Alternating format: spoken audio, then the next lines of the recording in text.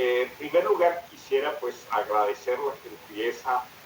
del doctor Félix Medina y de la Sociedad Peruana de Hipertensión Arterial por invitarme al 14º Congreso Internacional de Hipertensión Arterial, el doctor Amador Carcelén Bustamante. El comité organizador me ha pedido conversar sobre nuevas drogas en el manejo de la hipertensión arterial resistente. Yo soy Jesús López Rivera, soy el coordinador médico de la Unidad de Hipertensión Arterial del Hospital Central de San Cristóbal y de la especialización en hipertensión arterial y actual presidente de la Sociedad Latinoamericana de Hipertensión Arterial. Como ustedes pueden observar en este estudio a 30 años, un estudio de carácter poblacional, la hipertensión arterial, en este caso en mujeres igual que en hombres, es el principal factor de riesgo atribuible de mortalidad, por encima de cualquier otro riesgo. Y esto, por supuesto, en una patología que es altamente prevalente, cercana al 39-40% de la población mayor de 19 años, pues por supuesto es un problema de salud pública. ¿Y esto por qué? Este estudio de la doctora Sarah Lewington mostró de forma clara y contundente que el incremento de las cifras de presión arterial, independientemente sea sistólica o diastólica, para un evento como el accidente vascular, enfermedad isquémica coronaria, falla cardíaca, falla renal o enfermedad vascular periférica, exhibe una relación lineal y continua, es decir, es el único factor de riesgo que no muestra ningún punto de quiebre a cualquier incremento de estas cifras de presión arterial sobre una basal de 115 milímetros de mercurio en la sistólica y una basal de 75 milímetros de mercurio en la diastólica, y que es independiente de los decenios de edad, de manera que independientemente del decenio que se encuentre, pues el riesgo se incrementa de manera lineal y continua. Reducir las cifras de presión arterial, pues obviamente sería el desiderato. Este estudio, el estudio de los trialists, recientemente publicado hace un par de años, nos muestra de forma clara que la reducción de presión arterial sistólica, independientemente del fármaco utilizado, esto es un metaanálisis donde se ingresan estudios con el objeto de reducir eventos al bajar presión arterial, algunos tratamiento activo contra placebo, otro tratamiento activo contra otro tratamiento activo, e independiente de lo que fuese, la reducción de las cifras de presión arterial reducirán obviamente el riesgo de eventos cardiovasculares mayores.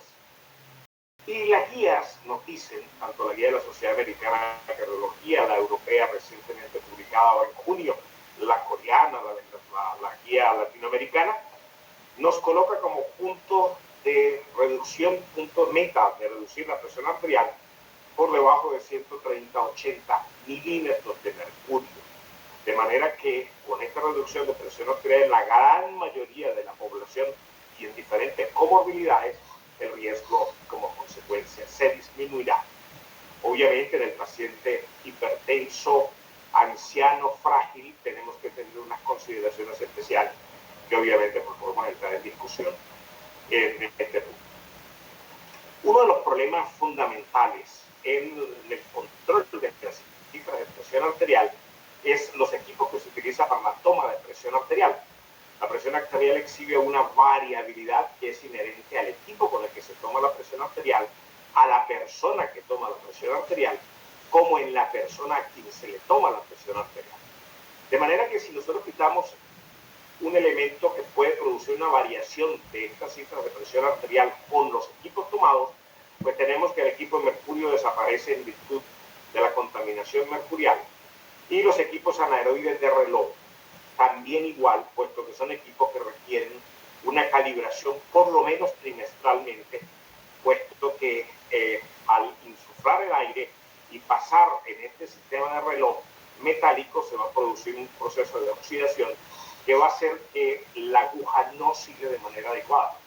De manera que nos quedan dos equipos, que son los equipos oscilométrico automático y el equipo híbrido digital manual. Este equipo poco se consigue. Sin embargo, los equipos oscilométricos automáticos son los equipos que la reciente guía de hipertensión arterial de la Sociedad Europea 2023 nos dice que deben ser los equipos con los cuales debemos tomar tomar la presión arterial con el objeto de minimizar esa variación de presión secundaria a la toma por el equipo de presión arterial. Esto es un estudio nuestro donde mostramos que existe una variación entre la primera y segunda toma de presión arterial. Estos son más de 1.600 pacientes evaluados, y observan ustedes que entre la primera toma, independientemente sea el sistema auscultatorio o oscilométrico, sea igual sistólica o diastólica, vamos a observar una variación de presión arterial que es estadísticamente significativa entre la primera y segunda toma. Por eso la guía europea de hipertensión arterial, igualmente 2023, nos dice que debemos hacer por lo menos 3 tomas de presión arterial cuando hacemos la toma aislada en consulta. La primera toma se descarta y se promedia la segunda y tercera toma en virtud de esta variación. Cuando evaluamos el sistema auscultatorio contra el oscilométrico, en otro estudio nuestro, pueden ustedes observar que hay una diferencia que es estadísticamente significativa en la determinación de la presión arterial sistólica entre el equipo oscilométrico y el equipo auscultatorio. De manera que esto hace que se subestime la presión arterial sistólica cuando utilizamos el sistema auscultatorio. Esto es uno de los trabajos que ha llevado igualmente a la Guía Europea de Hipertensión 2023 a decidir por los equipos oscilométricos automáticos validados. Hay un trabajo bastante interesante recientemente publicado por el grupo de Perugia con el doctor Giacomo Pucci, donde muestra que esta subestimación de riesgo de presión arterial sistólica por el método auscultatorio trae costos enormes al sistema de salud y, por supuesto, costos con eventos secundarios a un control inadecuado de cifras de presión arterial. De manera que la Guía Europea, la Sociedad Panamericana de Salud, la OMS, pues colocan cuáles deben ser las normas para tomar la presión arterial. Pues se trata de posición sentada, con el brazo extendido sobre una superficie dura, con el brazalete a nivel del corazón, el brazalete, no el equipo, el brazalete, donde se tome la presión arterial. Y por supuesto, cualquier modificación, los pies apoyados sobre el piso, separados, o cualquier modificación de esto va a producir un incremento de cifras de presión arterial, como por ejemplo cuando no se ponen los pies sobre la superficie de la tierra, pues hay un incremento de cifras de presión arterial de hasta 6 milímetros de mercurio. Obviamente el uso del brazalete adecuado, el brazalete debe cubrir el 80% del diámetro del brazo y la 2/3 parte del mismo. Si el brazalete es más chico que el diámetro del brazo, la presión arterial se sobreestima. Si el brazalete es mucho más grueso, más grande que el diámetro del brazo, la presión arterial se subestima. De manera que si es más chico, vamos a tener cifras de presión arterial más altas, inadecuadas. Igualmente, si es más ancho, vamos a tener cifras subestimadas que obviamente pues, nos van a dar una inadecuada evaluación del riesgo. Otro de los elementos importantes es la caracterización del fenotipo, particularmente del paciente que exhibe este riesgo de hipertensión arterial resistente. Y la caracterización del fenotipo pues, va en función del monitoreo ambulatorio de presión arterial y la automedición de presión arterial en el domicilio. Esta es la guía latinoamericana de monitoreo de presión arterial y se muestra de manera clara la existencia de 4 fenotipos existentes: fenotipo en el paciente que no recibe tratamiento y fenotipos en pacientes que están bajo tratamiento. En este caso nos interesa el paciente con hipertensión resistente, y obviamente para hablar de hipertensión resistente, además que el paciente debe estar recibiendo 3 fármacos, 3 clases terapéuticas, entre ellos diurético, un diurético de tipo tiazídico como clortalidona o indapamida en dosis plena, deben llevar monitoreo de presión arterial, puesto que puede existir este fenotipo de manera particular en aquellos pacientes cuya presión arterial en consulta está elevada, pero la presión arterial en monitoreo o la presión arterial en domicilio es normal, de manera que este grupo de pacientes podemos, si tiene la presión elevada en consulta, pero la presión por monitoreo normal, es un paciente falso resistente de hipertensión arterial no controlada. No controlada, ¿por qué? Porque tiene presión alta en consulta, pero es falso resistente. De manera que aquí pudiéramos tener algún problema. El verdadero resistente es aquel que cumple las 2 variables, presión en consulta elevada y monitoreo o automedición igualmente elevada de presión arterial. De manera que este es un parámetro fundamental que se exige para hablar de hipertensión arterial resistente. Un paciente sin monitoreo de presión arterial, la caracterización de este fenotipo, no podemos hablar de hipertensión resistente. De manera que la guía 2018-2023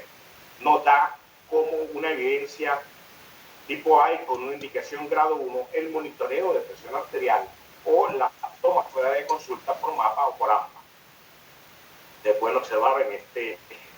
perfil de 24 horas de monitoreo de presión arterial en su panel de la izquierda cómo hay una variación de presión arterial que muestra de manera clara incrementos tanto de cifras de frecuencia sistólica y diastólica con un patrón de descenso de frecuencia cardíaca nocturna. Una vez el paciente en combinación con un bloqueador de receptores de angiotensina, clostridona, nalodipina y espironolactona, ustedes pueden observar cómo hay una restitución del patrón circadiano y obviamente hay un buen control de cifras de presión arterial. De manera que si no tenemos monitoreo de presión arterial no podemos hablar de hipertensión resistente. Otro de los problemas que juega papel importante es el número de fármacos utilizados. En la mayoría de nuestros países latinoamericanos, lamentablemente el estudio Carmela, que es un estudio realizado en 7 capitales latinoamericanas, donde ustedes pueden observar que apenas el 77% de los pacientes recibían una sola droga, de manera que estaban en monoterapia. Y los estudios del MM, que son las tomas del mes de mayo, en Venezuela de manera particular, igualmente pueden ustedes observar que si bien es cierto hay un aumento de la tendencia de la prescripción más de 2 fármacos, sin embargo persiste una alta prevalencia de monoterapia en nuestros pacientes. El estudio del Kaiser Permanente muestra de forma clara cómo la terapia combinada logra un mejor control de cifras de presión arterial frente a la terapia de monoterapia en pacientes que están inadecuadamente controlados. La guía europea de hipertensión arterial 2023 nos muestra el algoritmo para el inicio en la mayoría de los pacientes y nos dice que debemos iniciar con combinación en dosis fija de un inhibidor o un bloqueador del sistema renina-angiotensina aldosterona, sea un ACE o un ARB, con un calcio antagonista o un diurético tiazídico de tipo tiazídico. Y observen que con esta combinación en dosis fija se va a controlar cerca del 60%. Si al cabo de los 30 días siguientes el paciente no alcanza el control de presión arterial, tenemos que ir a una combinación triple, igualmente preferible en un solo fármaco, en un solo comprimido. La triple combinación que lleve un bloqueador del sistema renina-angiotensina aldosterona, sea bloqueador de la enzima convertidora o bloqueador del receptor, calcio antagonista, más un diurético. Y observan que el 90% se logra controlar, de manera que apenas un 5% van a cumplir lo de hipertensión arterial resistente. Estos por supuesto deberían ser referidos a una consulta especializada. En nuestra consulta, fíjense que el grado de control de presión arterial se alcanzó utilizando la terapia combinada en un 83%. Estaban en terapia combinada, y cuando evaluamos la prevalencia de hipertensión resistente en nuestra población, observen ustedes que apenas el 1.98% de los pacientes tienen hipertensión resistente, y estos son la mayoría mujeres obesas, mayores y de edad, y por supuesto con altos niveles de presión arterial al inicio del tratamiento y su riesgo cardiovascular obviamente alto y muy alto, y generalmente pues tienen daño de órgano blanco o una condición clínica asociada. Y el patrón de presión arterial en el monitoreo es un patrón de carácter nórdico, de manera que más o menos es el fenotipo de estos pacientes que exhiben hipertensión arterial resistente. Cuando tenemos hipertensión arterial resistente, como dice la guía, tenemos que añadir una cuarta droga, una cuarta fármaco antihipertensivo, y en este caso esta revisión sistemática nos muestra cómo bloquear bloqueadores del receptor mineralocorticoide, en este caso la espironolactona, muestra frente a otros fármacos una adecuada reducción de cifras de presión arterial, tanto sistólica como diastólica, en estudios adecuadamente aleatorizados y en estudios no aleatorizados, en esta reducción de cifras de presión arterial. Cuando lo comparamos con la clonidina, ustedes pueden observar cómo la reducción de la presión arterial con la espironolactona es mucho mejor al final de los 3 meses que con la clonidina, y muestra que es estadísticamente significativa cuando lo realizamos por monitoreo de presión arterial tanto en 24 horas, durante el día y durante la noche. De manera que espironolactona, pues efectivamente, debería ser la cuarta droga para colocar en el tratamiento óptimo de la hipertensión resistente. Y el estudio de Pathway 2 nos muestra de forma clara cómo la reducción de las cifras de presión arterial con espironolactona pues, fueron estadísticamente significativas frente a un alfa bloqueador como el doxazocin o el bisoprolol. De manera que entonces las guías pues, nos dicen, el estudio CLIC nos muestra que clortalidona en pacientes de estadio 4 se reducen los niveles de presión arterial. Y esto es muy importante puesto que este es el primer estudio que señala a este diurético de tipo tiacídico, clortalidona, para ser utilizado en pacientes con falla renal en estadio 4 de la clasificación de CADIGO. Uno de los problemas del uso de bloqueador de receptor del mineralocorticoide de tipo esteroideo como aldosterona es la elevación de los niveles de potasio. En consecuencia, pues, se han desarrollado una serie de fármacos nuevos, selectivos, que son selectivos del bloqueo del receptor de mineralocorticoide no esteroideo, en este caso la finirenona. Él, pues, obviamente hace un buen bloqueo en esto, disminuye la presión arterial, la inflamación y la fibrosis. Y el estudio Fidelio en falla renal y cardíaca demostró beneficios significativos cardiovasculares y reducción de presión arterial. Como ustedes pueden observar, hay una reducción de la progresión de la falla renal del 18%, con un número de pacientes necesario a tratar de 29, bastante interesante, y una reducción de la morbimortalidad cardiovascular del 14%, también con un NNT bastante impresionante, de manera que se requieren tratar pocos pacientes para alcanzar la reducción de esto. De manera que cuando vemos la curva de Kaplan-Meier en la reducción de la función renal o la muerte por enfermedad renal en el periodo de Cao, ustedes pueden observar que hay una diferencia que fue estadísticamente significativa de un 82% o una P altamente significativa. Igualmente observamos como en el Figaro DECA, donde nos muestra tanto la muerte cardiovascular, el infarto fatal no fatal y el accidente cerebrovascular o la falla cardíaca, una reducción de carácter significativo del 87% o una P también significativa, y fíjense que un NNT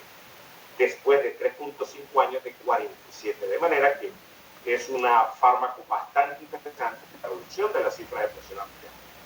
Pero además de compartir los efectos de mejorar la función renal y produce una reducción de la pérdida de proteínas en mejoría de la relación albúmino-creatinina frente al placebo. Observen ustedes cómo hay una reducción de la pérdida de proteínas. Y lo mejor de él es que pueden observar en la línea azul contra placebo cómo no produce un incremento significativo de los niveles de potasio sérico. De manera que una de las cosas más interesantes de este producto, de la finirenona, que es un bloqueador del receptor de la aldosterona no esteroideo frente a espironolactona, pues obviamente el Fidelity, que es el finirenone,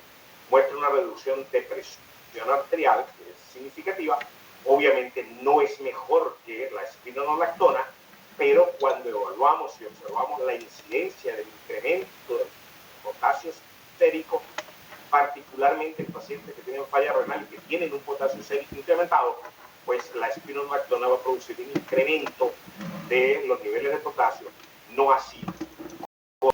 la fenilrenona, que muestra una reducción, un incremento del mismo. Y aquí pues se puede usted observar. Cuando observamos la persistencia, que esto es muy importante, la adherencia, observen que la pérdida en el Fidelity no hay una pérdida que es significativa, contrario en el paciente que se utilizó la espironolactona, donde la pérdida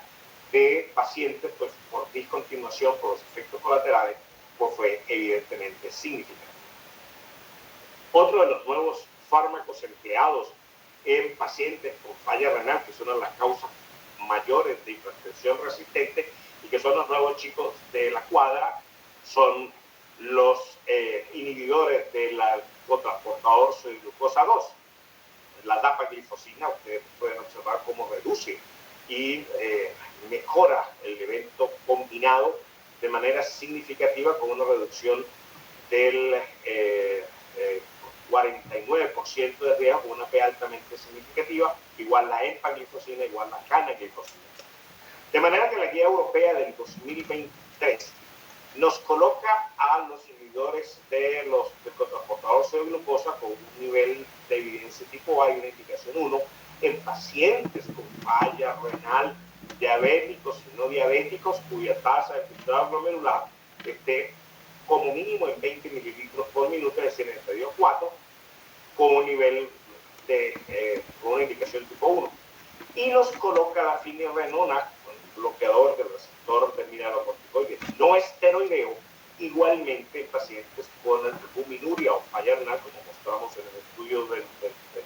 del Fidelity y del Fígaro, donde nos muestra una reducción de los eventos cardiovasculares y falla renal en estos pacientes, y observen que tiene una evidencia tipo A con un nivel de indicación tipo 2. Lo que sí no está claro es que definitivamente cuando tenemos una hipercalemia con potasio, pues debemos utilizar quelantes de potasio hasta normalizarlo para utilizar un bloqueador de tipo espironolactona. Sin embargo, se ve que la fenilrenona en este aspecto pues, es mucho mejor. De manera que la guía europea 2023 en hipertensión resistente de enfermedad crónica renal nos establece que en los pasos, como vimos, la combinación, dependiendo del estadio del paciente, fíjense que el uso de un diurético de tipo tiacídico, como vimos en el estudio con clortalidona, hasta el grado 4. Si tenemos un paciente grado 4 o 5 que no esté en diálisis, debemos utilizar diuréticos de asa tipo furosemida, en virtud de la pérdida de la función renal, que por supuesto mejorará sustancialmente el incremento de volumen secundaria con falla renal. Y observen ustedes cómo en este tipo de pacientes, cuando tenemos hipertensión resistente, dependiendo de los niveles de potasio y obviamente de esa falla renal, la espironolactona u otro bloqueador, particularmente la fenilrenona, como vimos que muestra un extraordinario resultado, y el uso de los inhibidores del cotransportador sodio-potasio. Y cuando tengamos contraindicación para un bloqueador de receptores de intestino, utilizar un beta-bloqueador, un alfa-bloqueador o un agente de tipo central. La guía británica de hipertensión arterial nos coloca como punto de corte el nivel de potasio para utilizar los alfa-bloqueadores o los beta-bloqueadores cuando el nivel de potasio está en 4.5 milimoles sobre litro en este tipo de pacientes con hipertensión resistente. En nuestro próximo texto de hipertensión arterial, entonces, modificamos lo que hemos denominado la titulación obligada en 2 pasos. Buscamos alcanzar el nivel de control de presión arterial y en pacientes con riesgo cardiovascular en el estadio 2, ya cuando se reciben las 2 clases terapéuticas, la máxima dosis, utilizamos un bloqueador de cotransportador sodio-potasio y por supuesto cuando el paciente entre en hipertensión resistente, pues obviamente debe ser referido a la consulta de hipertensión arterial para el uso de este tipo de fármacos. Hay un nuevo par de fármacos emergentes en hipertensión resistente que son los bloqueadores del sistema de endotelinas. El aprocitentan es un bloqueador dual de la endotelina 1 en los 2 receptores, el LT1A y B, de manera que tiene un menor efecto de retención de líquido y obviamente, pues, particularmente en aquellos pacientes sodio sensibles, la endotelina va a producir mayor hipertrofia, proliferación, inflamación, fibrosis endotelial, producción de aldosterona, y en consecuencia, pues es interesante este blanco terapéutico como es el bloquear la endotelina 1 y particularmente con la aprocitentan, que es un bloqueador dual del receptor de endotelinas AB. Exhibe la aprocitentan, como pueden ustedes observar, una curva de dosis respuesta entre 10 a 25 miligramos, donde la máxima respuesta en presión sistólica es con 25, no así con 50, de manera que las dosis que se probaron en el estudio fueron de 10 a 25 miligramos en virtud de los niveles de presión arterial, y observen ustedes cómo ocurre una curva plató sobre el punto de corte de 25 miligramos sobre el decilitro. Observen ustedes que el estudio Precision, fue un estudio que se realizó desde junio del 18 al 22. Se tomaron 730 pacientes y se hizo 3 partes donde se probó el aprocitentan con dosis de 12.5, 15 y 25 miligramos. En la curva relación dosis-respuesta. Y ustedes pueden observar cómo hay una reducción de presión arterial que definitivamente fue significativa frente a placebo en la reducción del ciclo de presión arterial en pacientes con hipertensión resistente. Y de manera particular, cuando observamos el monitoreo de presión arterial en 24 horas, particularmente en la presión sistólica, los eventos adversos fue la reducción del edema, la reducción de líquido, que ocurre en el 9%, 18 y 2%, particularmente 18% en los pacientes que recibieron la dosis de 25 miligramos. Y este es uno de los problemas de los bloqueadores de endotelina, puesto que tienen que ver con la retención hídrica y, por supuesto, de ahí que el bloqueo dual es mucho mejor que el bloqueo único del receptor de endotelina A. Frente a pasar las 4 semanas. La descontinuación de esto fue poca y las que hubo no son inherentes al tipo de fármaco. El bloqueo de aldosterona, pues obviamente, como vimos, es un blanco terapéutico muy importante. Tenemos los antagonistas de los receptores mineralocorticoides esteroideos como la espironolactona o no esteroideo como la finerenona, pero hay un nuevo blanco que es la inhibición de la síntesis de aldosterona. Y esta inhibición de síntesis de aldosterona pareciera un blanco bastante interesante en virtud de los otros efectos que pudiera tener el bloqueo del receptor del antagonista del mineralocorticoide. Y entonces sale el estudio con baxdrostat en el tratamiento de hipertensión resistente. Este es un inhibidor enzimático de la síntesis de aldosterona y es bastante interesante por el estudio multicéntrico en pacientes que tenían criterio de hipertensión resistente con presión arterial mayor de 130 o más alta y que por supuesto recibían las 3 dosis de antihipertensivos incluyendo diuréticos, y se utilizó la dosis de 0.5 y 2 miligramos una vez al día por 11 semanas con placebo. El punto primario fue efectividad, evaluar los cambios de presión arterial. Y ustedes pueden observar en esta publicación del New England Medical Journal, donde hay una reducción que exhibe una relación dosis-respuesta en la medida que aumentamos las dosis del baxdrostat en función de 0.51 y 2 miligramos, con cambios en la presión arterial sistólica y diastólica, y por supuesto, sobre todo de manera particular, igualmente observamos en el tiempo, a lo largo del tiempo, los 100 días de ensayo, cómo hay una reducción que se mantiene en las cifras de presión arterial. Algo interesante, observen ustedes cómo hay una reducción también de la pérdida de proteínas en la relación albúmina-creatinina, y de manera particular observen cómo se produce un bloqueo de la aldosterona sérica y, por supuesto, como respuesta natural, pues haber un incremento de la actividad de la renina. Es parte del bloqueo. Todo bloqueador del sistema renina-angiotensina-aldosterona va a producir un incremento de la actividad de renina. Y en este caso, pues, este baxdrostat como bloqueador de la sintasa de la aldosterona, pues va a producir igualmente este incremento. De manera que hay una esperanza para hipertensión resistente, evaluado en el estudio del Right Hypertension, que es el estudio con baxdrostat y en el Precision con el Finerenol, con el bloqueador de endotelina, la Sustentan, que muestran pues una adecuada reducción de cifras de presión arterial. Esto es un estudio fase 2, esto es un estudio fase 3 y por supuesto es una editorial bastante interesante por el doctor Hughes y Harrison, donde nos habla sobre que efectivamente estos nuevos tipos de fármacos pareciera que vienen a quedarse y que por supuesto probablemente pues el bloqueador dual de endotelina, si en el uso con diurético, particularmente con fortaliona, pues ese efecto de retención hídrico pues pudiera reducirse y que en consecuencia tendría una excelente indicación para el paciente con hipertensión resistente.